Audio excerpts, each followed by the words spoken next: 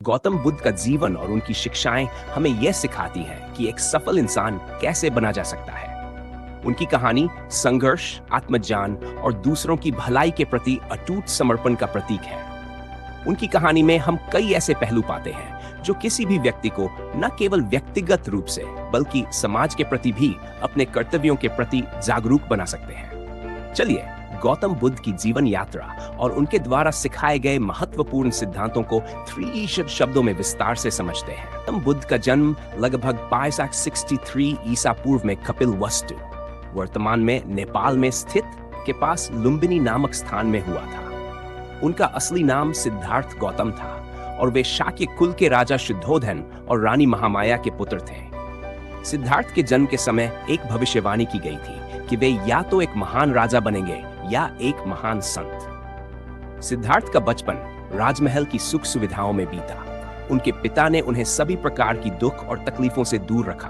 ताकि वे एक महान योद्धा और राजा बन सके।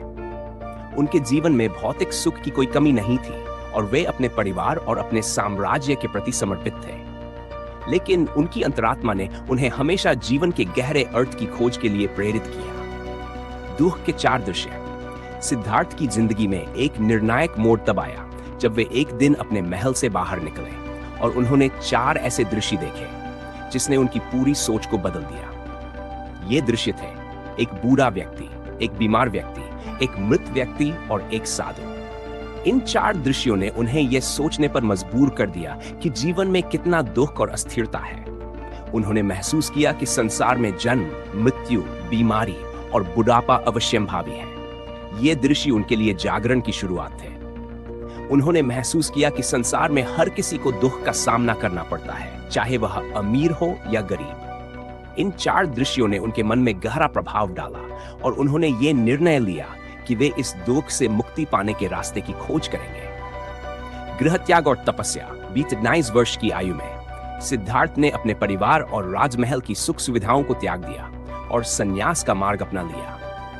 वे अपने गृहत्याग को महाभिनिष्क्रमण कहते हैं। उन्होंने राजमहल के सभी भौतिक सुखों का त्याग कर दिया और एक तपस्वी जीवन जीने लगे। उन्होंने साधुओं और योगियों से विभिन्न साधनाओं और ध्यान की विधियों का अध्ययन किया, लेकिन उन्हें कहीं भी वास्तविक समाधान नहीं मिला। सिद्धार्थ ने कठोर तपस्या की और अपने शरीर को विभिन्न प्रकार की तकलीफें दी, लेकिन यह भी उन्हें आत्मज्ञान की ओर नहीं ले गया। अंततः उन्होंने यह समझ लिया कि अत्यधिक तपस्या भी मुक्ति का मार्ग नहीं है। इसके बाद उन्होंने मध्यम मार्ग का अनुसरण करने का निर्णय लिया। यह मार्ग न तो अत्यधिक भोग का है और न ही अत्यधिक तप का, बल्कि एक संतुलित और संयमित जीवन जीने का है। बोधि वृक्ष के नीचे आत्मस के बाद सिद्धार्थ बोध गया, वर्तमान बिहार भारत पहुंचे और वहां बोधि वृक्ष के नीचे ध्यानस्थ हो गए। उन्होंने संकल्प किया कि वे तब तक वहां से नहीं उठेंगे जब तक उन्हें जीवन और संसार के रहस्यों का ज्ञान प्राप्त नहीं हो जाता। कई दिनों के गहन ध्यान और साधना के बाद उन्हें अंततः 22 वर्ष की आयु में निर्वाण या आत्मज्ञान की प्राप्ति हुई। इसी क्षण से वे बुद्ध, जिसका अर्थ है जागृत या ज्ञानी, कहलाने लगे। बुद्ध के 4 आर्य सत्य। बुद्ध ने अपने ज्ञान के माध्यम से 4 आर्य सत्य, चत्वारी आर्य सत्य की शिक्षा दी जो मानव जीवन के दुख और उससे मुक्ति का मार्ग बताते हैं। 1. दुख का सत्य।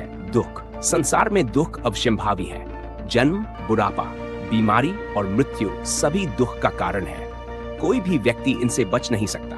ता.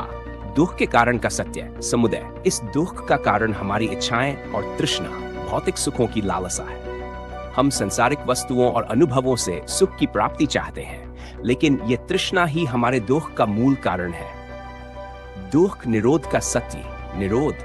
यदि हम अपनी इच्छाओं और तृष्णाओं को नियंत्रित कर लें तो हम दुख से मुक्त हो सकते हैं। इस अवस्था को निर्वाण कहते हैं। दुख से मुक्ति के मार्ग का सत्य।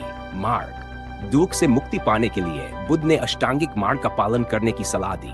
यह मार्ग संयम, ध्यान और नैतिकता पर आधारित है। अष्टांगिक मार्ग को दुख से मुक्ति का सबसे महत्वपूर्ण साधन बताया। इस मार्ग के 8 अंग हैं। मन, सम्यक दृष्टि, जीवन के वास्तविकता और 4 आर्य सत्य को समझना।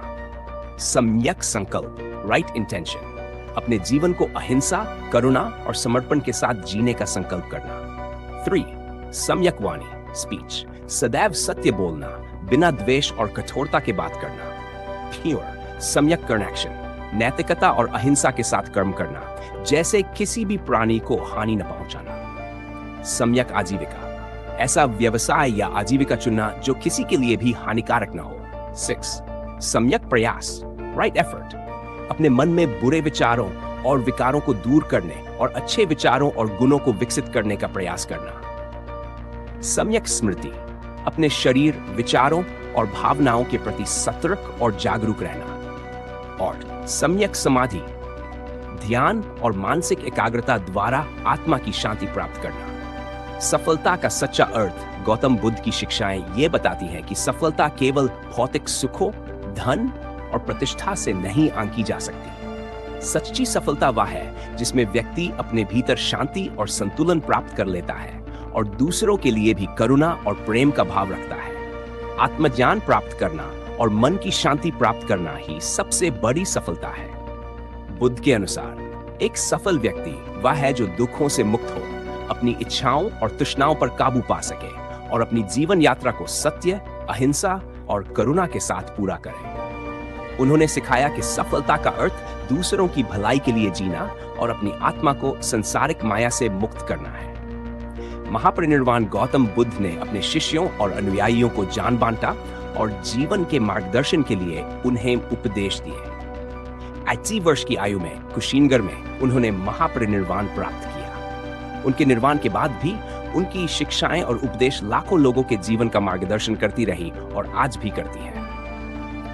निष्कर्ष, गौतम बुद्ध की कहानी हमें यह सिखाती है कि सच्ची सफलता का अर्थ आत्मज्ञान, मन की शांति और दूसरों के प्रति करुणा से है। उनके द्वारा बताए गए 4 आर्य सत्य और अष्टांगिक मार्ग किसी भी व्यक्ति को अपने जीवन में स्थायी शांति और सच्ची सफलता प्राप्त करने में मदद कर सकते हैं। बुद्ध का जीवन इस बात का प्रमाण है कि भौतिक संपत्तियों और सुखों से परे जाकर हम अपने भीतर एक ऐसी सफलता पा सकते हैं जो स्थायी और अनंत हो।